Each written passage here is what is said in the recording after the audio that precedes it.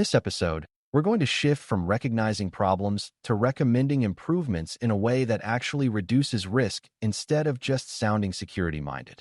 Attack surface is the collection of places an attacker can try to enter, influence behavior, or gain a foothold, and it includes software features, exposed services, weak configurations, and even the habits that shape how systems are operated.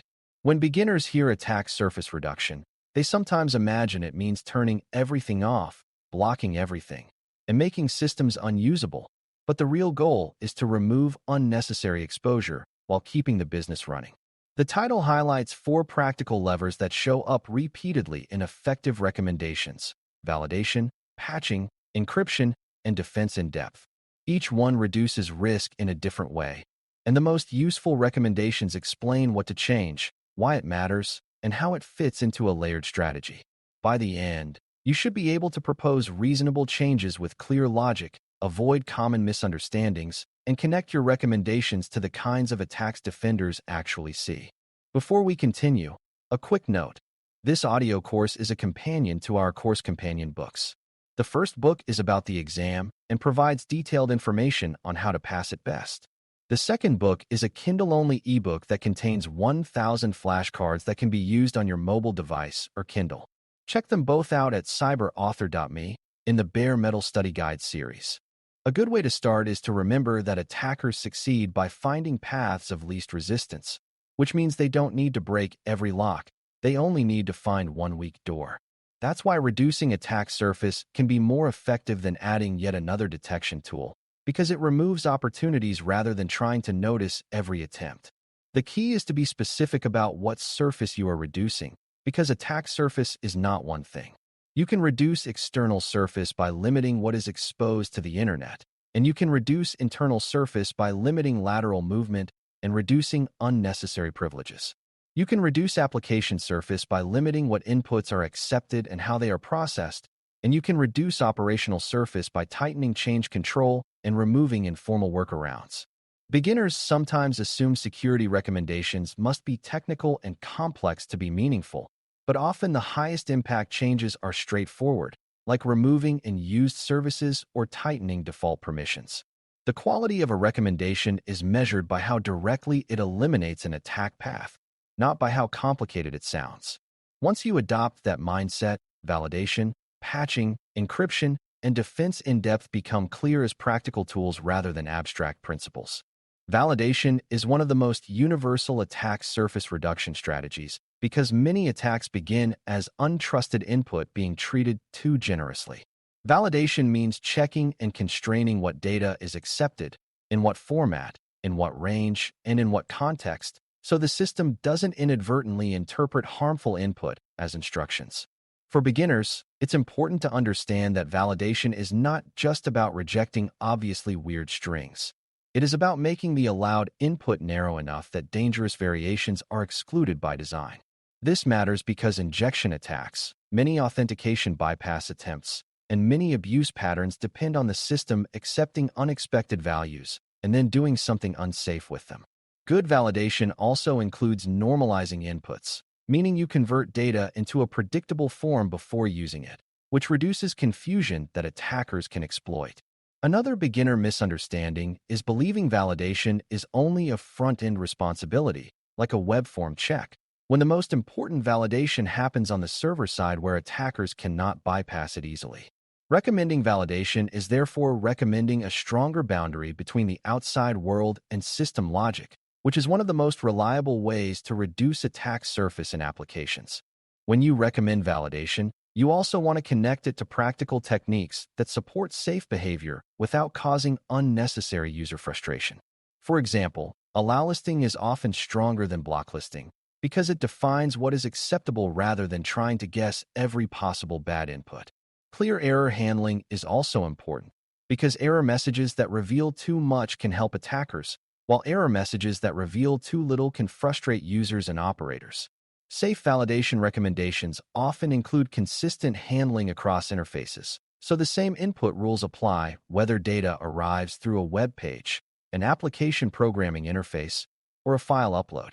Another important point is output encoding, which is related but distinct. Even if input is validated, You must ensure data is presented safely in different contexts to prevent things like script execution in browsers. Beginners sometimes conflate these ideas, but the practical recommendation is to treat input as untrusted at every boundary and to ensure that data is handled safely both when it enters and when it is displayed or used. Validation reduces attack surface because it removes the ability for attackers to smuggle control data through normal input channels. It also tends to improve system reliability because predictable inputs reduce edge case failures. Patching is a different kind of surface reduction because it removes known weaknesses that attackers can exploit, and those weaknesses are often widely documented. A vulnerability that has a patch is especially dangerous when it remains unpatched, because attackers can often automate exploitation and scan for systems that are behind. Beginners sometimes assume patching is basic hygiene and therefore not interesting, but patching is one of the most effective risk reducers precisely because attackers rely on known weaknesses in real-world environments. The challenge is that patching is not a single action.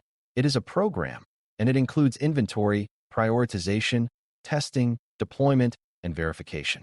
If you don't know what systems you have, you can't patch them, and if you patch without verification, you can think you're safe while vulnerabilities remain. A good patching recommendation is therefore not just update everything, but update the right things first and make the process reliable. It also includes addressing dependencies, because patching one component can be blocked by another outdated component, and that dependency chain must be managed. Patching reduces attack surface by removing the doors that attackers already know how to open. When recommending patching, it's also important to address beginner misunderstandings about risk and timing. Many organizations patch too slowly not because they don't care, but because they fear outages, and that fear can be rational if updates have broken critical systems before. A high-quality recommendation acknowledges that reality and proposes a safe patching strategy that includes staging and rollback planning. It also emphasizes that delaying patches increases exposure, especially for systems that are internet-facing or exposed to many users. Prioritization is essential because not every vulnerability deserves the same urgency, and patching everything immediately can be impractical. A practical approach considers exploitability, exposure, and asset criticality, so the most dangerous weaknesses on the most exposed systems are addressed first. It also includes compensating controls for situations where patching cannot happen quickly, such as segmentation, strict access control, or temporary mitigations.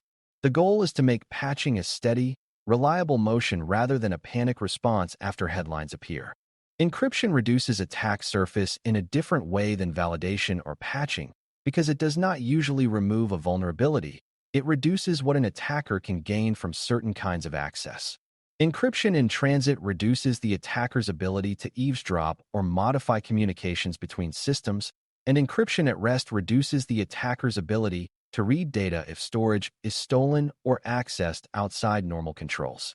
Beginners sometimes assume encryption makes data safe everywhere, but encryption only protects data in specific states and depends heavily on key management. If keys are poorly protected, encryption becomes a thin layer, and attackers will simply steal keys instead of breaking math. Still, encryption is a powerful recommendation because it can reduce the damage of interception and can improve trust in remote connections. It is also a key part of defense against certain forms of credential theft and session hijacking when combined with strong identity verification. When you recommend encryption, you are often recommending stronger boundaries around data, so data is less exposed during travel and less readable when stored. That is attack surface reduction in the sense that the attacker's ability to harvest value is reduced. To recommend encryption correctly, you need to connect it to use cases and to key management models so the recommendation is complete. For data in transit, the recommendation should include not only encryption but also identity verification, because encrypting a connection to an impersonator still loses. For data at rest, the recommendation should include key storage, access controls, and recovery planning, because losing a key can be as damaging as losing data. Another important point is to avoid creating a false sense of safety by encrypting everything while leaving data exposed in memory or in logs. Encryption works best when it is paired with strict controls on where plaintext exists and how long it exists. Beginners sometimes assume encryption is mainly a compliance checkbox, but defenders treat it as a practical risk reducer that must be properly deployed and verified. Verification matters because misconfigured encryption, expired certificates, or missing trust chains can cause outages and lead teams to disable protections. So a good encryption recommendation includes operational discipline, not just a statement of intent. Defense in depth is the concept that ties all of these recommendations into a coherent strategy because it acknowledges that no single control will catch every failure. If validation fails, patching might still remove a vulnerability that could have been exploited by bad input. If patching lags, segmentation and access control might reduce exposure, and monitoring might catch exploitation attempts. If encryption is compromised through stolen keys, strong authentication and anomaly detection might still reveal misuse and limit impact. Beginners sometimes interpret defense in depth as adding more tools until security happens, but the deeper meaning is creating layers that fail differently, so one mistake does not decide the outcome. A well-designed layered strategy includes preventive controls, detective controls, and corrective controls, each placed where it can be effective. Preventive controls reduce the chance of compromise, detective controls increase the chance you notice quickly, and corrective controls help you recover and limit damage. Defense in depth is therefore not about quantity. It is about coverage and resilience. When you recommend attack surface reductions, defense in depth is how you explain why the set of changes is stronger than any one change alone. A practical way to recommend defense in depth is to describe how an attacker would move through the environment and then show where each layer interrupts that path. For example, an attacker may begin by probing an exposed service, then attempt exploitation, then try to steal credentials, then move laterally, and finally try to access data. Validation and patching reduce the chance exploitation succeeds. Encryption reduces what the attacker can intercept. Access control and privilege management reduce what stolen credentials can do. Segmentation reduces lateral movement, and monitoring detects abnormal patterns as the attacker tries to progress.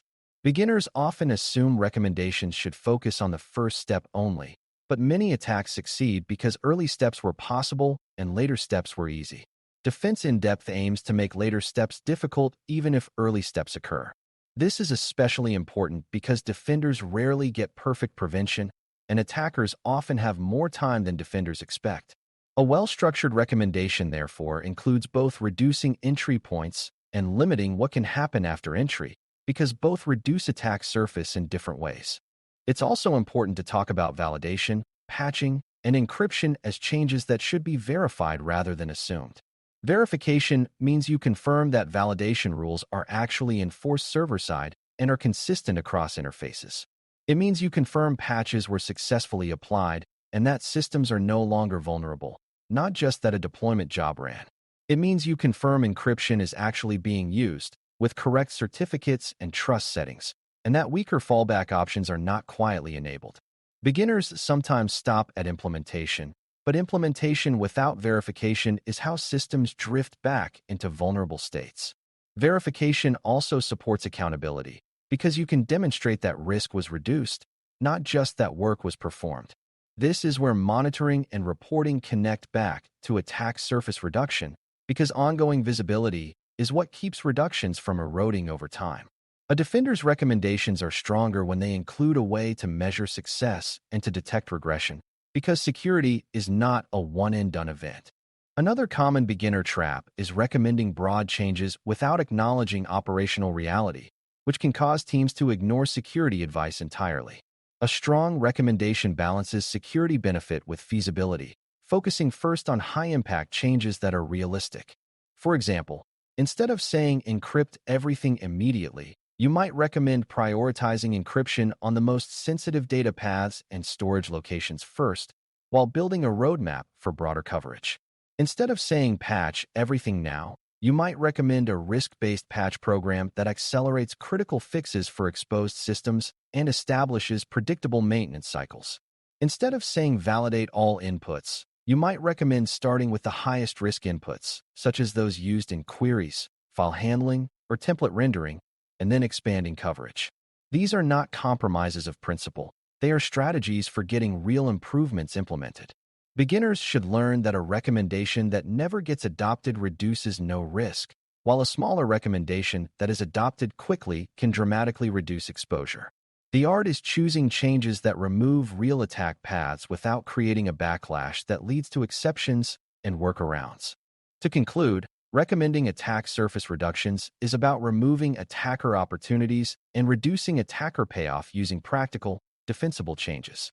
Validation reduces the chance that untrusted input becomes dangerous behavior. Patching removes known doors that attackers already know how to open. Encryption reduces what attackers can learn or tamper with during data movement and storage, and defense in-depth ties the whole approach together so that one failure doesn't become a full compromise. The best recommendations are specific, tied to real attack paths, and paired with verification so you can prove the risk reduction actually happened. They also respect operational constraints while still pushing the environment towards safer defaults over time. As a beginner, the most important mindset is that security improvements are not about adding complexity for its own sake. They are about reducing the number of ways things can go wrong. When you can explain that clearly, your recommendations become easier for others to accept, and your defenses become harder for attackers to bypass. Thanks for listening. For more audio courses, daily newsletters, and more, please visit baremetalcyber.com.